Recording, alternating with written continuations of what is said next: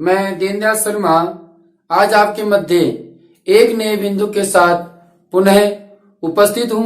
आज हम बहुब्रीहि समास का अध्ययन करेंगे। बच्चों, आज हम समासों की श्रृंखला में आज का जो हमारा समास है वो अंतिम समास है। वह कौन सा है? बहुब्रीहि। ठीक है, तो आज हम बहुब्रीहि समास का अध्ययन करने वाले हैं।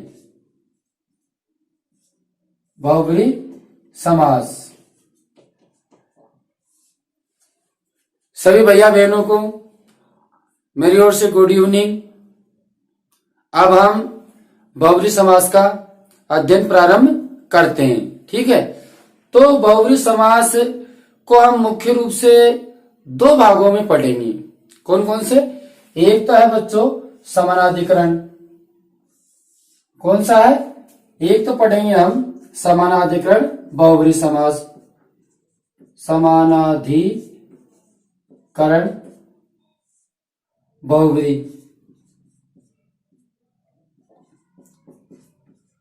समानाधिकरण बहुब्रीहि समास। ठीक है, दूसरा हम पढ़ेंगे व्याधिकरण। कौन सा? व्याधिकरण बहुब्रीहि समास। बहुब्रीहि समास। ठीक है, अब हम इस प्रकार के दोनों समासों को पढ़ेंगे, लेकिन उससे पूर्व हम जानकारी लेते हैं कि बहुब्रीहि समास क्या होता है। तो बच्चों, बहुब्रीहि समास में हम परिभाषा कह सकते हैं कि जिस समास में न तो पूर्व पद प्रधान हो और न उत्तर पद प्रधान हो। कहने का तात्पर्य न तो पूर्व पद और न उत्तर पद, दोनों ही प्रधान न होकर के किसी अन्य पद प्रधान होता है। ठीक है, कोई अन्य पद प्रधान होता है, वो हमारा बहुब्रीहि समास होता है। एक बार हम आपके समक्ष परिभाषा भी लिख दे, चाहे आप समझिए कि बहुब्रीहि समास में क्या है? जिसका अन्य पद प्रधान हो। ठीक है, प्रधान हो। अन्य पद का तात्पर्य क्या हो गया कि न तो पहला पद और न ही उत्तर पद, अन्य पद प्रधान हो, मतलब कि दोनों पद मिलकर के किसी अन्य पद का भाव प्रकट कर रहे हैं। ठीक है, वो हमारा बहुब्रीहि समास है। यह आप समझ गए। अब हम बात करते हैं कि पद में समास होने के बाद अन्य की संज्ञा का बोध किस प्रकार होगा। तो बच्चों, जब हमारा पद बन जाता है, ठीक है, तो पद से ध्यान दीजिए, पद से, ठीक है, पद से समास होने पर, पद से समास होने पर, पद से समास होने पर या होने के बाद, होने के बाद लिख दीजिए, होने के बाद। ठीक है, समास होने के बाद किसी अन्य संज्ञा का बोध होगा। किसी अन्य संज्ञा का बोध होगा। समझ में आ गया बात आपके कि पद से समास होने पर, जिस पद से समास होगा तो पद से समास होने पर किसी अन्य संज्ञा का क्या होगा? बोध होगा। समझ में आ गया। अब अगली बात देखिए, अब विग्रह संबंधी हम आपको इसमें बता देते हैं कि बच्चों, जब बहुब्रीहि समास का विग्रह करते हैं तो विग्रह करने पर यद का प्रयोग करते हैं। ठीक है, तो विग्रह करने पर दूसरी बात लिख लीजिए कि बहुब्रीहि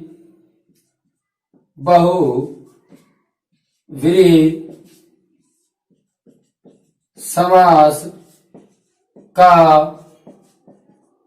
विग्रह करने पर किसका प्रयोग होता है? यत का। ठीक है, करने पर यत का प्रयोग होता है। ठीक है, ध्यान रखना इस चीज का, यत का प्रयोग होता है। ये बहुत ही मोस्ट बात है कि जब हम उसका विग्रह करते हैं तो यत जो सर्वनाम शब्द रूप है उस शब्द रूप का क्या है, प्रयोग होता है। ठीक है, तो ये बात आपकी समझ में आ गई। अब हम ये बात तो हमने पढ़ ली कि साहब कि अन्य किसी संज्ञा का बोध होता है और विग्रह करने पर यथ का प्रयोग होता है, लेकिन इससे पूर्व हमने आपको ये नहीं समझाया कि समानाधिकरण बहुब्री समास क्या है, व्याधिकरण बहुब्री समास क्या है, क्योंकि ये चीज हमने आपको तत्पुरुष में समझा चुके हैं। ठीक है, कि समानाधिकरण किसे कहते हैं, व्याधिकरण किसे कहते हैं, लेकिन एक बार और आप उन्हें समझ लीजिए। बच्चों, समानाधिकरण क्या होता है कि जिसमें समान विभक्ति हो। समान विभक्ति किसमें, पूर्व पद और उत्तर पद दोनों में अगर समान विभक्ति होती है तो उसे हम क्या कहते हैं, समानाधिकरण। ठीक है, तो वो हमारा हो जाएगा समानाधिकरण बहुब्री समास। और जिसमें व्याधिकरण क्या होता है, जिसमें पूर्व पद और उत्तर पद दोनों में विभक्ति कैसी हो, भिन्न हो, दोनों में विभक्ति कैसी हो, भिन्न हो, तो वो कहलाता है हमारा व्याधिकरण बहुब्री समास। समझ में आ गया? तो एक बार आप सब ओके लिख दीजिए। ठीक है, यहां तक हमारे समझ में आ गया, तो हम आपको आगे की ओर बढ़ते हैं। देखिए, उन्हें देख लीजिए कि व्याधिकरण क्या होता है, जिसमें पूर्व पद और उत्तर पद दोनों में क्या हो, विभक्ति भिन्न भिन्न हो, वो हमारा व्याधिकरण होता है। समानाधिकरण जिसमें दोनों पूर्व पद और उत्तर पद दोनों में क्या है, विभक्ति क्या हो, समान हो, वह हमारा समानाधिकरण तत्पुरुष समास होता है। ये समझ में आ गया आपके। बहुब्री समास की परिभाषा समझ में आ गई कि जिसका अन्य पद प्रधान होता है वो बहुब्री समास होता है। अर्थात हम कह सकते हैं कि जिसका न तो पूर्व पद प्रधान है और न ही उत्तर पद प्रधान है, कोई अन्य ही पद प्रधान होता है, उसे हम बहुब्री समास कहते हैं। आगे देखिए कि पद से समास होने के बाद किसी अन्य संज्ञा का बोध होता है।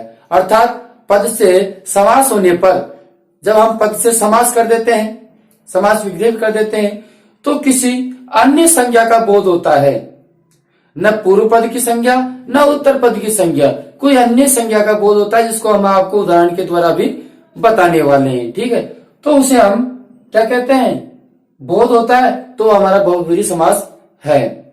इसी प्रकार हमने आपको बताया कि बहुब्री समास का विग्रह करने पर यत् का प्रयोग होता है। ठीक है, समझ में आ गया है? तो एक बार सभी भैया ओके लिख दीजिए, जिससे कि हम आगे समानाधिकरण तत्पुरुष पर चलते हैं। ठीक है, ओके लिख दीजिए सब भैया, जिससे कि हम आगे के समास की ओर आगे बढ़े। ठीक है, और कोई आपको परेशानी हो तो आप कमेंट्स बॉक्स में लिख सकते हैं, तो हम आपको निश्चित रूप से उसका हल बताएंगे। अब हम आगे बात करते हैं समानाधिकरण बहुब्री की। ठीक है, तो बच्चों समानाधिकरण बहुब्री में हमने आपको बताया कि दोनों पदों में समान विभक्ति होनी चाहिए। क्या होनी चाहिए? समान विभक्ति। और समान विभक्ति कैसे? जैसे कि आपका विग्रह बता रहा हूं मैं, पीतम, ठीक है, अंबरम, ठीक है, पीतम अंबरम यस्य से, अंबरम यस्य से, यस्य से, ठीक है, पीतम अंबरम यस्य से। तो बच्चों इसमें भी समान विभक्ति है, यहां भी आपके समान विभक्ति है। जब दोनों में समान विभक्ति होती है तो हमारा समानाधिकरण बहुब्री समास है। अब देखिए आप, ये क्या है, से किसमें है? पुल्लिंग में है। ठीक है, तो जिसका बोध करा रहा है वो भी अपना किसमें होगा? पुल्लिंग में होगा। अगर यह सा होता तो बोध हमारा किसमें होता? स्त्रीलिंग में होता। अगर तत् होता तो हमारा बोध किसमें होता? स्त्रीलिंग में होता। तो ये जो स है, स का तात्पर्य है कि हमारा जो बोध कराया है वो किसमें है? पुल्लिंग में। तो हम ये पीताम्बरम है, इन शब्दों को किसमें लिखेंगे? पुल्लिंग में लिखेंगे। तो क्या हो जाएगा हमारा? पीताम्बरम। क्या हो जाएगा? पीताम्बर। ठीक है, क्या हो गया बच्चों? पीताम्बर। समझ में आ गई बात आपके? अब ये देखिए कि अब हमने पीताम्बर कर दिया, लेकिन पीताम्बर लिखते ही किसका बोध करा रहा है? किसका बोध करा रहा है? कि पीला है वस्त्र, जिसका, यह हमने कहा आपसे कि यत का प्रयोग होगा, ठीक है, यत शब्द का प्रयोग होगा। तो यहाँ यत में क्या है, यत की षष्ठी विभक्ति है। तो भाई हम कह सकते हैं कि पीला अंबर है जिसका, वह कौन है, वह कौन है बच्चों। तो आपके ध्यान में आ गया, आप एक बार कमेंट बॉक्स में लिखकर भेज दीजिए कि पीला वस्त्र है जिसका वह कौन है, ठीक है। तो कौन है, ओके, बहुत अच्छी बात है, वह है विष्णु। कौन है बच्चों, विष्णु, ठीक है। तो यह अन्य पद का बोध हो गया, अन्य पद का बोध हो गया ना भाई, न तो पीले का न अंबर का, अब अन्य पद कौन हुआ, विष्णु हुआ। तो पीला है अंबर जिसका पीतांबर, तो अन्य पद हमारे विष्णु का इसमें बोध हो गया। तो पीतांबर से क्या हो गया, विष्णु। अब आप ध्यान दीजिए कि बच्चों पीतांबर शब्द है ये कर्मधारय समास में भी आया था, और पीतांबर है ये बहुब्रीहि समास में भी आया था। तो दोनों समासों में अंतर क्या है, ठीक है। तो बच्चों दोनों समासों में बहुब्रीहि समास में यस्य से आता है, और कर्मधारय समास में केवल पीतम अंबरम आता है, ठीक है। उसमें अन्य पद का बोध के लिए नहीं कहा। और दूसरी बात अगर चलते हैं समस्त पद के लिए, तो यहाँ पर आपके पुल्लिंग में रहेगा, ठीक है। ये शब्द किसमें, पुल्लिंग में है। लेकिन आपका जो कर्मधारय समास है उसमें आपके क्या रहेगा, पीतांबरम, उसमें मकार हो रहेगा पीछे, क्या रहेगा, मकार रहेगा, ठीक है। तो अगर मकार वाला होता है पीतांबरम, मकार वाला होता है, तो आप उसको कर्मधारय समास करेंगे। अगर जिसके विसर्ग लगा हुआ होता है, जिसके विसर्ग लगा हुआ होता है, वो हमारे किस में होगा, बहुब्रीहि समास में होगा, ठीक है। समझ में आ गया है ना, पहचान जाओगे दोनों को कि बहुब्रीहि समास का उदाहरण कैसा है और कर्मधारय समास का उदाहरण कैसा है, ठीक है बच्चों। तो अब हम आगे का उदाहरण और देख लेते हैं, उदाहरण और देख लेते हैं, ठीक है। जैसे कि द्वय पादो, द्वय पादो यस्य से, ठीक है, द्वय पादो यस्य से। अब यहां भी बच्चों क्या है, स है, ठीक है, स है, तो किसका बोध कर रहा है, पुल्लिंग का, ठीक है। तो द्वय पादो, द्वय पादो, अब इसमें दोनों में समान विभक्ति है, ठीक है, इसमें भी द्विवचन है, इसमें भी द्विवचन है, तो इसलिए क्या हुआ, ये समानाधिकरण बहुब्रीहि समास, क्या हुआ, समानाधिकरण बहुब्रीहि समास। मतलब दोनों पदों में क्या हो, समान विभक्ति हो, दोनों पदों में क्या हो, समान विभक्ति हो, तो वह समानाधिकरण बहुब्रीहि समास होता है। समझ में आ रहा है आपके, ठीक है। अब यस्य से मतलब कि दो पाद, दो पैर हैं जिसके, ठीक है। तो दो पैर किसके होते हैं, किसके होते हैं, आप देखिए, अगर इसका हम समझ पर बनाते हैं तो हमारा क्या बन गया, द्वय पादे, क्या बन गया, द्वय पादे। अब दो पैर किसके हैं, किसके लिए बताया गया है, संज्ञा शब्द क्या है, अन्य संज्ञा शब्द क्या है इसका। तो द्वैपाद किसके होते हैं, जन, जन होता है मनुष्य, ठीक है। तो बच्चों दो पैर किसके लिए है, जन है, ठीक है, तो व्यक्ति के लिए बताया गया है। अब देखिए एक उदाहरण और आप देख लीजिए, उदाहरण और हम आपको बताते जाएंगे, आप देखते रहिए। पतितम पत्रम, पतितम पत्रम। अब बच्चों यहाँ पतित, पतित का अर्थ हुआ गिरना, ठीक है, पतित का अर्थ गिरना है, तो गिरने के योग में कौन सी विभक्ति होती है, पंचमी विभक्ति होती है। तो हम जो यस्य शब्द है इसकी कौन सी विभक्ति लगाएंगे, पंचमी विभक्ति लगाएंगे, ठीक है, कौन सी लगाएंगे, पंचमी। तो हम क्या कर देंगे, यस्मात्, ठीक है, क्या कर देंगे, यस्मात् से, ठीक है, यस्मात् से। समझ में आ रहा है आपके, समझ में आ रहा है ना सब भैयाओं के, समझ में आ रहा है, ठीक है। तो पीतम पतितम पत्रम यस्मात् से। अब हमने यहाँ पंचमी विभक्ति से लगाई, क्यों, पतितम, पतितम मन गिरा है, पत्र मन पत्ता, जो पत्ता गिरा है, ठीक है। तो अब इसका अगर समस्त पद लिखते हैं तो क्या लिखेंगे, पतित पत्र, क्या लिखेंगे, पतित पत्र, क्या लिख देंगे, पतित पत्र।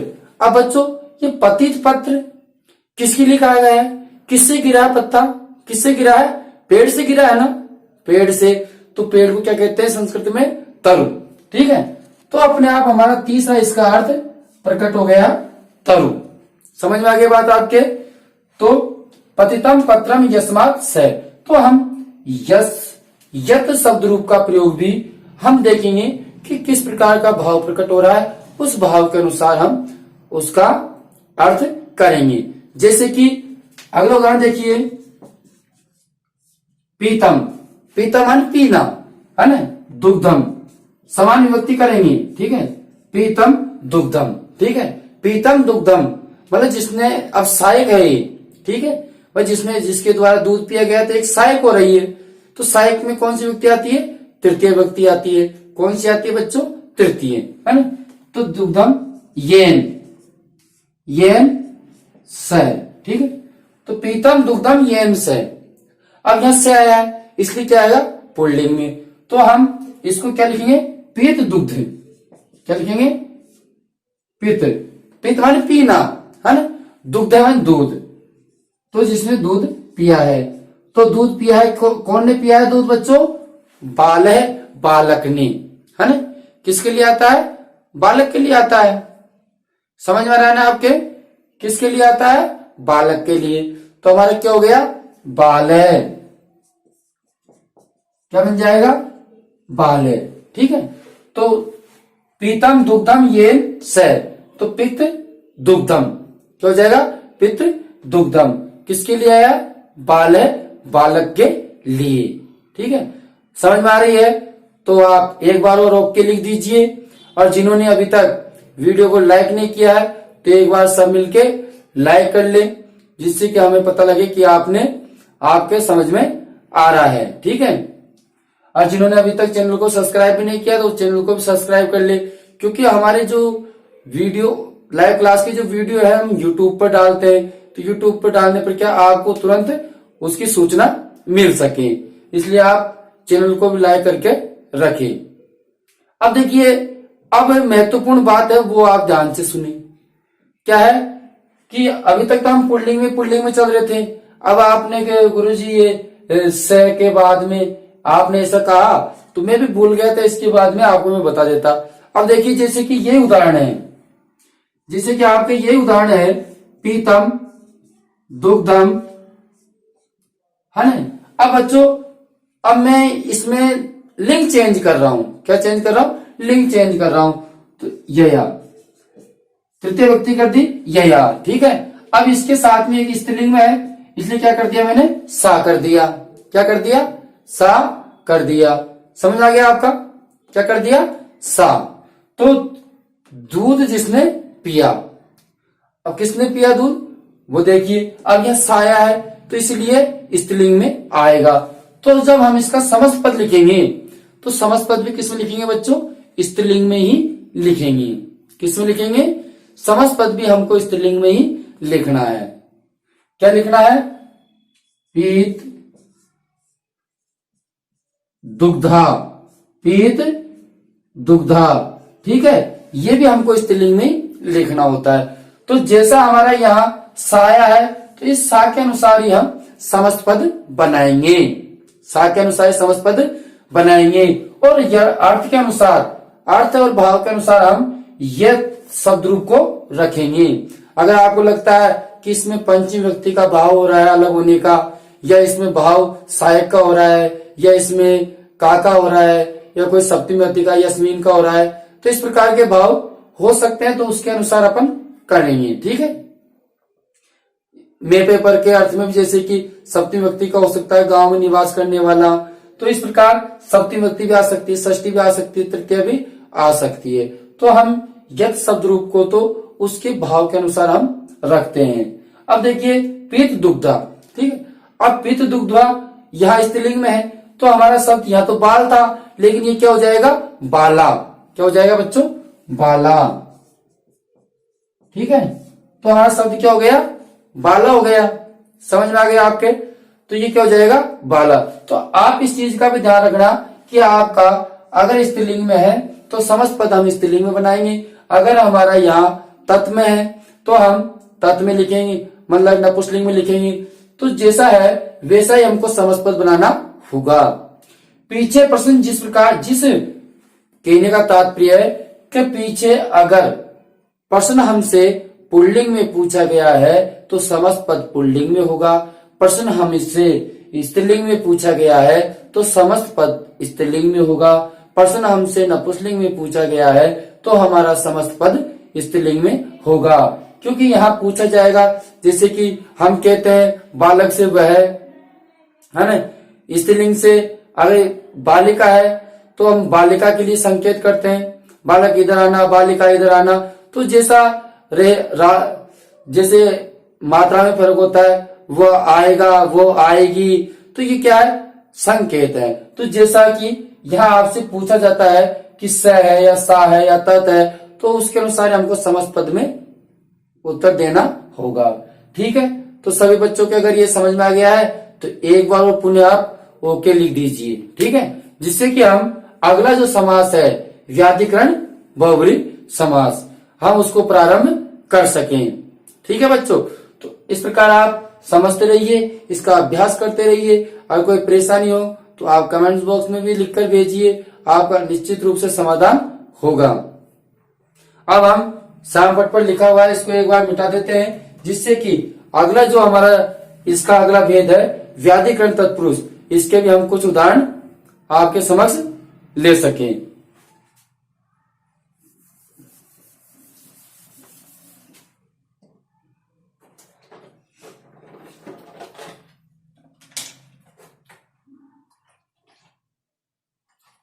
बच्चों, इन समासों को हमने हमारे YouTube चैनल में बना रखे हैं, तो वहां भी आप प्ले लिस्ट में जाकर के समास और पाठ्य पुस्तकों के पाठ भी अध्ययन कर सकते हैं। सभी पाठों की हमने प्ले लिस्ट बना रखी है, तो उसमें आप पाठ्य पुस्तक का भी आसानी से अध्ययन कर सकते हैं। ठीक है, व्याकरण के भी हमने कुछ बिंदु बना रखे हैं, तो उनका भी आप प्ले लिस्ट में जाकर के अध्ययन कर सकते हैं। और लाइव क्लास से भी आप हमेशा जुड़े रहे, तो कोई समस्या हो तो उसका समाधान आप करते रहे। अब हम बात करते हैं किसकी, व्याधिकरण बहुब्री समास की। ठीक है, तो बच्चों व्याधिकरण का तात्पर्य हमने आपको बताया कि पूर्व पद में अलग विभक्ति हो और उत्तर पद में अलग विभक्ति हो। जैसे कि उदाहरण लिखते हैं, चंद्र है, शेखर है, चंद्र शेखर है, यस्य से। ठीक है, चंद्र शेखर है, यस्य से।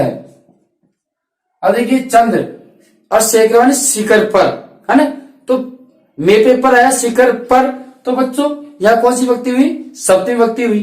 ठीक है, तो विभक्ति सप्तमी आनी, तो चंद्र शेखर है, यस्य से, तो इसका जो हम समस्त पद बनाते हैं तो क्या बनेगा, पूर्व पद चंद्र लेंगे और फिर शेखर लेंगे, क्योंकि यहाँ से पूछा गया है इसलिए हमको पुल्लिंग में बनाना है। ठीक है, तो देखिए अब हम इसको क्या लिख देते हैं, चंद्र।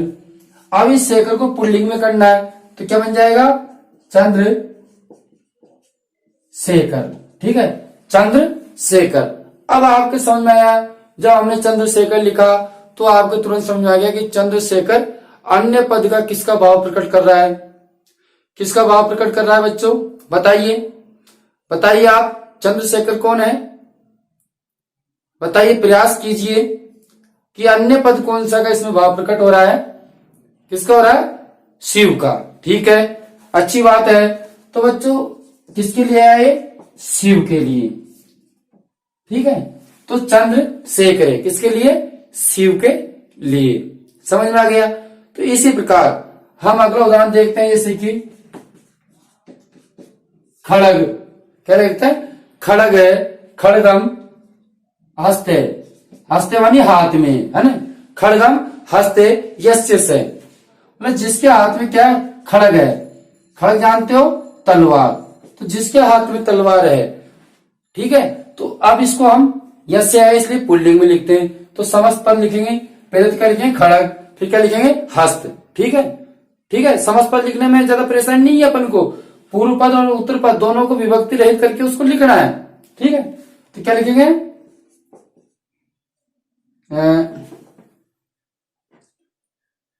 देखिए खड़ग और हस्त, खड़ग हस्त, ठीक है, खड़ग हस्त।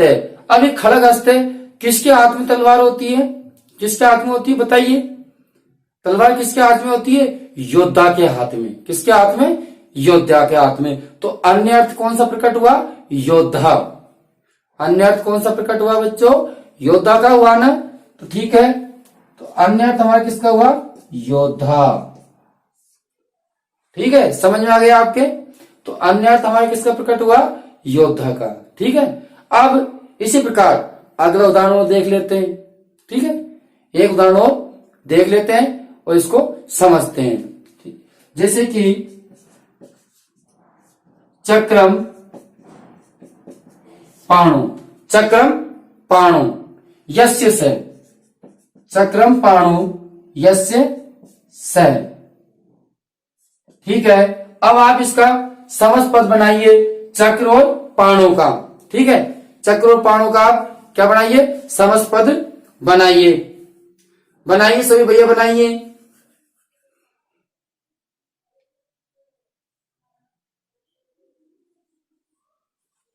बनाइए।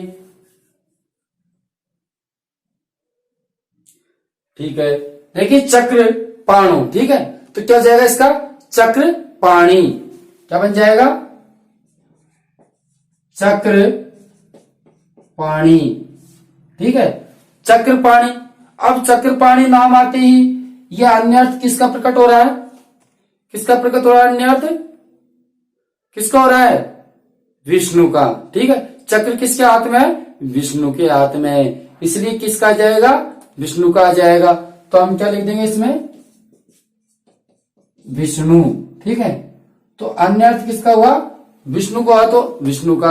अब जैसे कि अब बात करते हैं, इसे धनु पाणी कर सकते हैं हम। क्या कर सकते हैं, धनु पाणी। धनु पाणु यस्य से। ठीक है, तो क्या बन जाएगा, क्या बन जाएगा बच्चों, बताइए, बताइए एक बार सभी भैया बताएंगे क्या बनेगा इसका। वेरी गुड, क्या बन गया,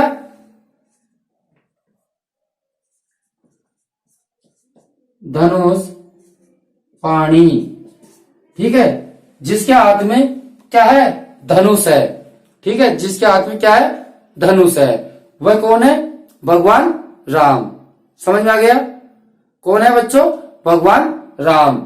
तो हम क्या कर सकते हैं, राम भी किसका होता है, विष्णु के। ठीक है, तो हम उसको विष्णु भी लिख सकते हैं। समझ में आ गया आपके बात, तो विष्णु।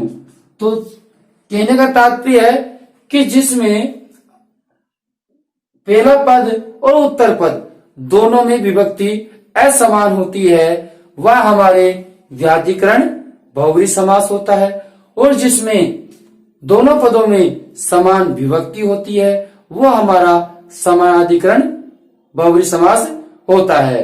इसी प्रकार हम समझ गए कि बहुव्रीहि समास वह है जिसका क्या है, अन्य पद प्रधान होता है, उसे हम बहुव्रीहि समास कहते हैं। ठीक है, यह अगली बात आप ध्यान रखना कि विग्रह करते समय यत का प्रयोग होता है। किसका प्रयोग होता है बच्चों, यत का प्रयोग होता है। तो यत के प्रयोग में हमारी जो विभक्तियां हैं वो विभक्तियां अलग अलग हो सकती है। जैसा उसका षष्ठी व्यक्ति का भाव है तो षष्ठी व्यक्ति के भाव के अनुसार हो सकती है, तृतीया भी हो सकती है, सप्तमी भी हो सकती है ना, पंचमी भी हो सकती है। तो कोई सी हमारी विभक्ति हो सकती है। अब आगे देखिए, जैसे कि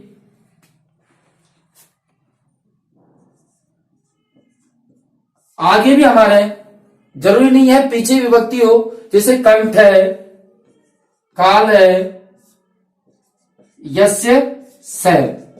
कंठ है, काल है, यस्य से।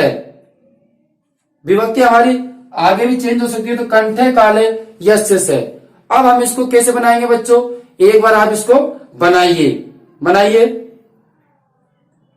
तो क्या बन जाएगा,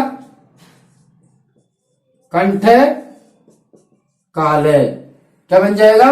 कंठ काले, मतलब जिसके कंठ में क्या है? काल है ना। तो अभी किसके लिए आया है? शिव के लिए। ठीक है, किसके लिए आया बच्चों? शिव के लिए। तो इस प्रकार हमारा ये कौन सा हो जाएगा? ऐसे भी हम विग्रह कर सकते हैं। समझ में आ गया सबके? तो हमारे जो ये विभक्तियां है आगे की ओर, मतलब कहने का तात्पर्य है कि पूर्व पद की और उत्तर पद की दोनों की विभक्ति समान नहीं होनी चाहिए, वो हमारा व्याधिकरण बहुब्रीहि समास होगा। और जिसमें समान विभक्ति होगी वो समानाधिकरण बहुब्रीहि समास होगा।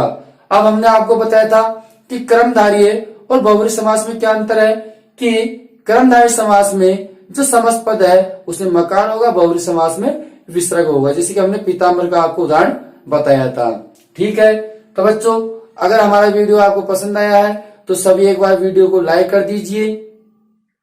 अब हम आपसे विदा लेते हैं, लेकिन उससे पूर्व जिन्होंने हमारे चैनल को अगर सब्सक्राइब भी नहीं कर रखा है तो सब्सक्राइब भी कर सकते हैं, जिससे कि हमारे जो वीडियो के संदेश है वो निरंतर आपके पास पहुंचते रहे और आप हमारी कक्षा से लाइव क्लास से हमेशा जुड़े रहे। ठीक है, अब हम अगले वीडियो में आपसे फिर मिलेंगे, तब तक के लिए धन्यवाद। जिन्होंने अगर स्क्रीनशॉट नहीं लिया तो एक बार स्क्रीनशॉट ले सकते हैं।